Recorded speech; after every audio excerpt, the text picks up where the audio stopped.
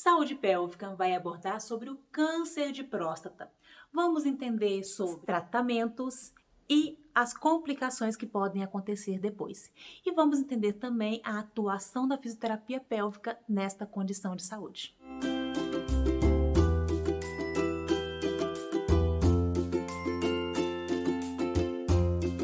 Saúde Pélvica hoje convida a fisioterapeuta pélvica e oncológica Priscila Almeida para falar um pouquinho sobre o câncer de próstata. Olá, Priscila, tudo bem? Olá, Elaine. Gostaria que você falasse um pouquinho da sua atuação profissional em pacientes que possuem câncer de próstata. Eu atuo na área já há 12 anos. E ultimamente eu tenho me dedicado à atuação da fisioterapia pélvica oncológica voltada para o público masculino, visto que a gente observa que existe uma carência muito grande desse profissional hoje na reabilitação desses pacientes hoje no mercado. E falando especificamente, com relação ao câncer de próstata, hoje eu trabalho muito também, a maioria do meu público hoje é na reabilitação do paciente pós-prostatectomia radical. Então, Priscila, essas complicações causam uma situação de preocupação para esses homens que acabam passando por esse procedimento. Então, eu gostaria que você falasse um pouquinho da atuação da fisioterapia pélvica nessas comorbidades, nessas complicações que podem acontecer após esse tratamento e falar um pouco da sua atuação em si, da importância da fisioterapia, trabalhar em conjunto aí com os médicos nesse tratamento com o paciente. A primeira coisa que a gente, que eu gostaria que fosse uma realidade nossa, é que esses pacientes às vezes chegassem pra gente antes do momento do produto cirúrgico. Porque esse paciente, às vezes, quando ele chega pra gente no pós-cirúrgico, esse paciente ele chega com muitas dúvidas, Então, eu acho que informar esse paciente, deixar esse paciente consciente, de todo o processo cirúrgico, do processo de tratamento, de enfrentamento, para saber como que ele vai lidar com essas questões, porque a gente fala em incontinência urinária e disfunção erétil, São complicações que implicam muito na qualidade de vida do paciente, que gera uma condição de fragilidade muito grande no homem, que afeta significativamente a qualidade de vida dele. Então, deixar esse homem consciente, preparado, olha, a cirurgia vai ser feita dessa forma, vai acontecer isso, Uma educação mesmo com relação ao processo cirúrgico, as possíveis complicações que ele vai enfrentar no pós-operatório, Desde do processo de como que e tudo que vai envolver, até a questão da sondagem pós-cirúrgica, da questão da retirada, como fazer melhor essa dessondagem, e como progredir, como se comportar, depois do pós-cirúrgico, que tipo de orientações a gente passa. Então, assim, dentro da minha conduta, da minha atuação, existem várias orientações, desde orientações comportamentais, desde como iniciar o ato miccional, tentar retomar esse controle vesical pós-operatório, como realizar isso, sobre ingesta hídrica, o uso de roupa também adequada com relação a isso. Então, existe uma série de componentes, e como lidar,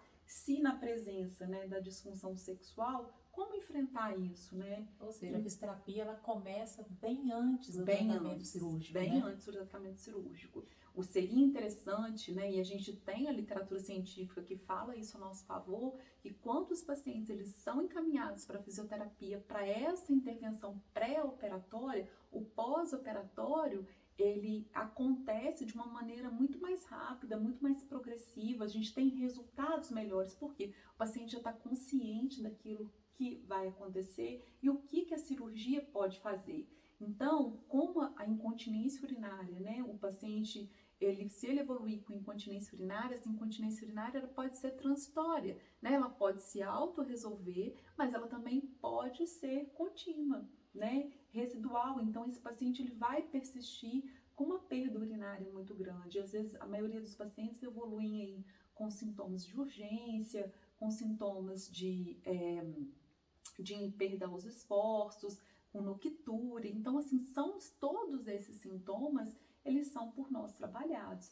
E sem contar, que dentro desse controle, desse comportamento vesical, o que mantém a continência, um dos fatores, é a funcionalidade, dessa musculatura do assoalho pélvico. Então, se ele não tem essa função prévia, para a gente trabalhar isso depois da cirurgia é muito mais difícil. Então, por isso que se o paciente ele chega para a gente antes, a gente já consegue trabalhar essa consciência, consegue reeducar, deixar essa musculatura do assoalho pélvico funcionar funcional antes da cirurgia, porque depois da cirurgia, para a gente poder trabalhar isso, é muito mais demorado, né, para o paciente poder despertar, porque ele passou por um processo cirúrgico, então tem trauma, você tem lesão muscular, tem rompimento de fáscias, né, você tem lesão nervosa, então assim, porque a glândula prostática, né, ela tá ali à frente do reto, né, então tem uma proximidade com o reto muito grande e abaixo da bexiga. Assim, ela é altamente inervada, você tem a vascularização passando ali, então exige todo um cuidado. E sem contar, né, que quando o paciente ele já tem um câncer invasivo, então ele já alcançou outros órgãos, e se há invasão linfática, o paciente precisa fazer esvaziamento. E aí, se ele faz esvaziamento e se ele evolui, né, com linfedema, que é uma condição crônica que não tem cura, né, onde você tem uma estase aí dos vasos, dos capilares linfáticos iniciais, então você não consegue mais captar esse volume, essa linfa, e isso começa a acumular. Então você começa a sentir perna pesada, né, sensação de perna edemaciada. Então a gente tem que acompanhar para ver se isso é um linfedema. E aí a fisioterapia também entra nesse tratamento, né, com a reabilitação através da terapia física complexa, que é assim, padrão ouro nessas condições. Então assim, tudo, né, a gente falei da incontinência, falei do linfedema e a questão da disfunção erétil, que é bem delicado quando a gente vai falar sobre disfunção erétil nesses pacientes. Então é muito importante procurar o profissional antes do tratamento e principalmente também um profissional capacitado para abordar depois do tratamento cirúrgico. Priscila, muito obrigada. Imagina. Você está aqui presente com a gente hoje, esclarecendo um assunto tão importante.